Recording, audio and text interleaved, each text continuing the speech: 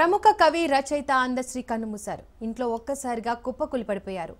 గాంధీ ఆసుపత్రిలో చికిత్స పొందుతూ మృతి చెందారు. అందశ్రీ 1961 జూలై 18న జన్మించారు. తెలంగాణ రాష్ట్ర గీతం జయ జయ హే తెలంగాణను అందశ్రీ రచించారు.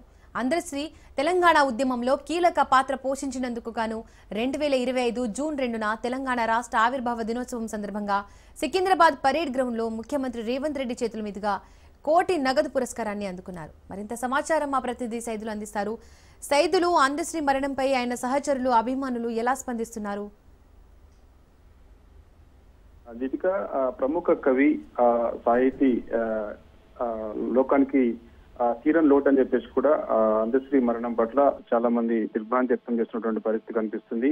ఎందుకంటే ఆయన రాసినటువంటి పాటలు ఏవైతే ఉన్నాయో ఆ పాటలు ఎంతో మందికి అవి చిరస్థాయిగా గుర్తుండిపోయేలా కూడా మానవత విలువలకి దగ్గర ఉండేలా ఆయన రాసినటువంటి పాటలు, కొద్ది పాటలు అయినప్పటికీ కూడా చాలా అద్భుతంగా రాశారని చెప్పేసి కూడా స్మరించుకుంటున్నారు. సో ఆయన తెలంగాణ ఉద్యమం సమయంలో కూడా ఎంతో కీలక పాత్ర పోషించారు. అనేక కార్యక్రమాల్లో ఆయన పాల్గొన్నారు. తెలంగాణ ఆవశ్యకత పైన ఆయన గలం ఇప్పారు అని చెప్పేసి కూడా స్మరించుకుంటున్నారు. ఆయన మరణం తీరటు తెలంగాణకి అని చెప్పేసి కూడా చెప్పుకుంటున్నటువంటి పరిస్థితి కనిపిస్తుంది. సో ఆయన మరణంపై గులాబీ దళపతి కేసీఆర్ దిగ్భ్రాంతి వ్యక్తం చేశారు.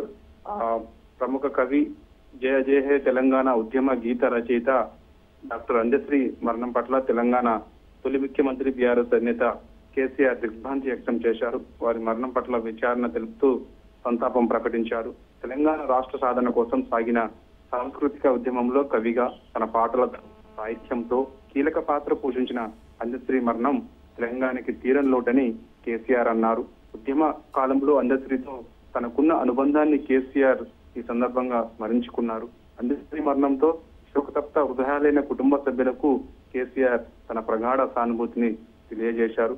దివంగత అందశ్రీ పవిత్ర ఆత్మకు శాంతి చేకూరాలని కేసీఆర్ ప్రార్థించారు. కేసీఆర్ మరణం పట్ల కేటీఆర్ సంతాపం తెలియజేశారు. ప్రముఖ కవి డాక్టర్ అందశ్రీ సినీ రంగం నుంచి ఎవరెవరు సంతాపం వ్యక్తం చేశారు? మాజీ మంత్రి హరీష్ రావు సంతాపం తెలియజేశారు. ప్రముఖ కవి, రచయిత అందశ్రీ అకాల మరణం బాధాకరణమని మాజీ మంత్రి హరీష్ రావు అన్నారు. అందశ్రీ కుటుంబ సభ్యులకు, అభిమానులకు నా ప్రగాఢ సంతాపం, ఆయన ఆత్మకు శాంతి చేకూరాలని భగవంతుని ప్రార్థిస్తున్నానని మాజీ మంత్రి హరీష్ రావు సంతాప ప్రకటన వెల్లడించారు. అందశ్రీ మరణం పట్ల కేటీఆర్ సంతాపం వెల్లడించారు. ప్రముఖ కవి, రచయిత డాక్టర్ అందశ్రీ అకాల మరణం పట్ల భారత రాష్ట్ర సమితి వర్కింగ్ ప్రెసిడెంట్ కేటీఆర్ తీవ్ర దిగ్భ్రాంతి వ్యక్తం చేశారు. అందశ్రీ మరణం పట్ల విచారణ తెలుపుతూ ప్రగాఢ సానుభూతి తెలియజేశారు. సో వారి మరణం తెలంగాణ సాహితీ లోకానికి, రాష్ట్రానికి తీరం లోటని ఆయన అన్నారు. అందశ్రీ మరణంతో శోక సముద్రంలో మునిగిన కుటుంబ సభ్యులకు ప్రగాఢ సానుభూతి తెలియజేస్తున్నానని చెప్పేసి కూడా ఆయన అన్నారు. సో ఇప్పటికే బీఆర్ఎస్ వర్కింగ్ ప్రెసిడెంట్ కేటీఆర్ మరి కాసేపట్లో తెలంగాణ భవన్కి వస్తారు. వచ్చిన తర్వాత అందశ్రీ పార్థివ దేహానికి నివాళులర్పించేందుకు కూడా వెళ్తారని చెప్పేసి కూడా మనకైతే సమాచారం అయితే అందుతుంది. సో ఏదైనా సాహితీ లోకానికి మాత్రం తీరని లోటు అని చెప్పేసి కూడా చాలా మంది కవులు, కళాకారులు అందరూ కూడా ఈ యొక్క అకాల మరణం పట్ల, అందశ్రీ అకాల మరణం పట్ల తీవ్ర దిగ్భ్రాంతి వ్యక్తం చేస్తున్నటువంటి పరిస్థితి కనిపిస్తుంది. సైదులు, తెలుగు సినీ పరిశ్రమలో ప్రముఖ గీత రచయిత అందశ్రీ, ఆయన మరణం ఎలా జరిగింది?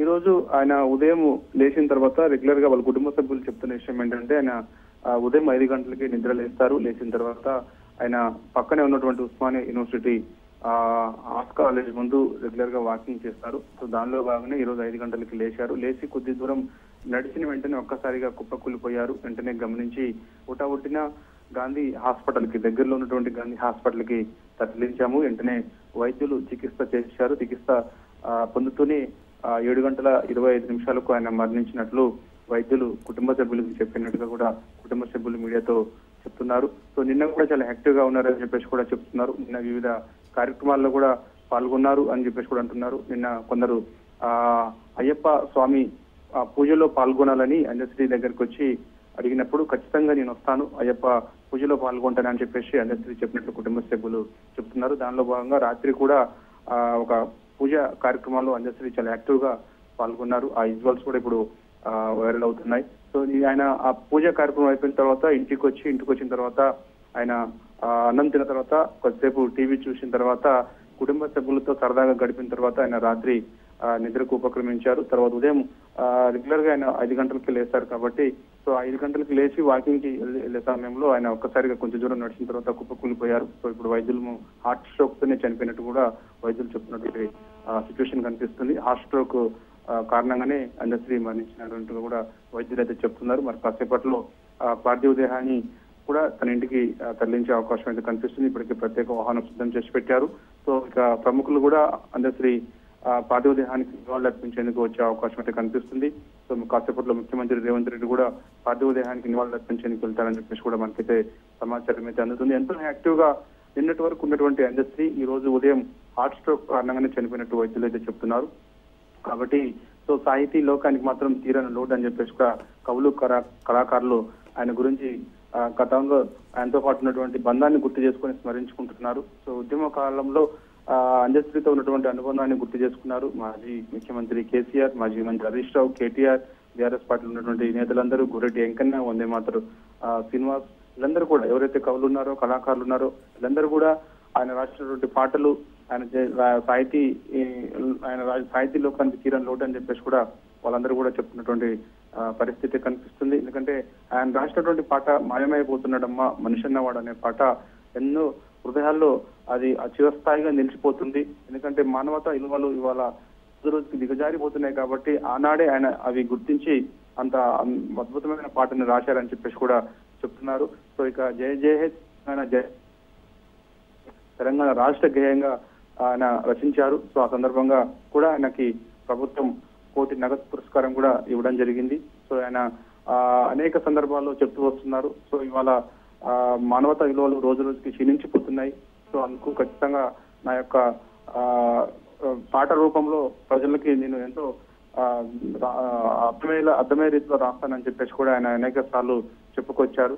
సో కాబట్టి ఆయన అకాల మరణం పట్ల మాత్రం కవులు కళాకారులు అందరూ కూడా ఒక్కసారిగా దిగ్భ్రాంతికి లోనయ్యారు. ఈ రోజు ఉదయం లేచిన తర్వాత అందరూ కూడా అందశ్రీకి అస్వస్థత హాస్పిటల్కి తరలించారని చెప్పేసి వార్త ఇన్న తర్వాత ఆయన వెంటనే ట్రీట్మెంట్ అయిన తర్వాత వస్తే బాగుందని కూడా అందరూ వేడుకున్నారు. కానీ ఆయన హాస్పిటల్కి అస్వస్థత గురైన తర్వాత కుటుంబ సభ్యులు గాంధీ హాస్పిటల్ తరలించిన తర్వాత చికిత్స పొందుతూ మరణించారని వార్త తెలియగానే అందరూ ఒక్కసారిగా ఉదయం లేచేసరికి ఆ వార్తని అందరికీ వినిపించింది. ఒక్కసారిగా దిగ్భ్రాంతికి లోనయ్యారు. సో అందశ్రీ మరణం తెలంగాణ సాహితీ లోకానికి కానీ తెలంగాణ కవులకు కళాకారులకు తీరని లోటు అని చెప్పేసి కూడా అంటున్నారు. ఎందుకంటే ఆయన చూసి పాట పాడేవాళ్ళు కానీ పాట రాసుకునే వాళ్ళు కానీ నేర్చుకునే వాళ్ళందరూ కూడా అందశ్రీని ఎప్పుడు కూడా గుర్తు చేసుకుంటారు. ఎందుకంటే చాలా యాక్టివ్ గా ఉండే అందశ్రీ అనేక కార్యక్రమాల్లో కూడా పాల్గొనే అందశ్రీ ఆయన ఒక్కసారిగా హార్ట్ స్ట్రోక్ తోటి ఈ రోజు ఉదయం ఇంట్లోనే కుప్పకూలిపోవడం తోటి ఆయన గమనించినటువంటి కుటుంబ సభ్యులు గాంధీ హాస్పిటల్కి తీసుకెళ్లి చికిత్స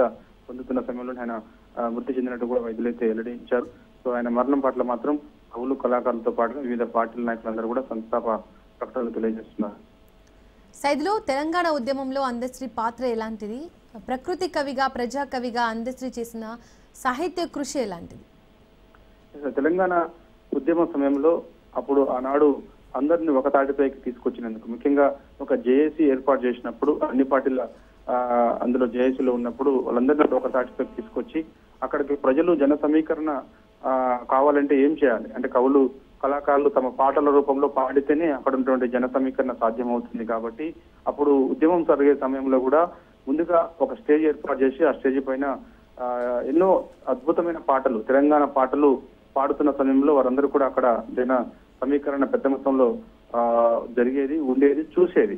సో ఆనాడు ఆ ఒక వ్యక్తి ఆ సభకు హాజరు కావాలంటే ఆ వ్యక్తి కొంత లేట్ అవుతుంది కాబట్టి ఆ సభను ఉద్దేశించి ఆయన మాట్లాడే అంతవరకు కూడా పాటల రూపంలో ప్రజలందరినీ ఉరతలూగించాలి. కాబట్టి ప్రజలందరినీ కూడా తెలంగాణ రావాల్సిన అవసరం ఏంటి ఆవశ్యకతను అన్నింటినీ కూడా వివరించాల్సిన అవసరం ఉంటుంది. కాబట్టి పాటల రూపంలో చెప్పాల్సిన అవసరం ఉంటుంది. కాబట్టి ఆయన ఎన్నో పాటలు ఉస్మానియా ఆర్ట్స్ కాలేజ్ ముందు ఎన్నో అద్భుతమైన పాటలు పాడి ఆయన అక్కడ తెలంగాణ ఉద్యమం ఎందుకు ఏంటి అనేది కూడా ఆయన ఎంతో వివరంగా చెప్పేవారని చెప్పేసి కూడా ఆయన అంతా ఉన్నటువంటి పరిచయస్తులు ఎవరైతే ఉన్నారో వారందరూ కూడా గుర్తు చేసుకుంటున్నారు. సో ఆయన అన్ని జిల్లాల్లో కూడా తెలంగాణలో ఉన్న అన్ని జిల్లాల్లో కూడా ఆయన తిరిగి తెలంగాణ ఎందుకు రావాలి ఏంటనేది కూడా చెప్పుకొచ్చారు. కాబట్టి సో ఆయన సాహితీ లోకానికి మాత్రం తీరని లోటు అని చెప్పేసి కూడా ఆయనతో వాడుతూ ఆ అనుబంధాన్ని కొంతమంది ఎవరైతే ఉంటారో వారందరూ కూడా గుర్తు చేసుకుని సంతాపం మాత్రం తెలియజేస్తున్నారు.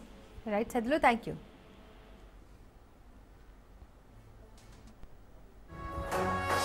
జయ జయ హే తెలంగాణ జననీ జయ కేతనం, ముకోటి గొంతుకలు ఒక్కటైన చేతనం, తరతరాల చరిత గల తల్లి నీరాజనం, పద పదాన నీ పిల్లలు ప్రణమిల్లిన శుభ తరుణం. జయ తెలంగాణ జయ జయ తెలంగాణ, జయ తెలంగాణ జయ జయ తెలంగాణ.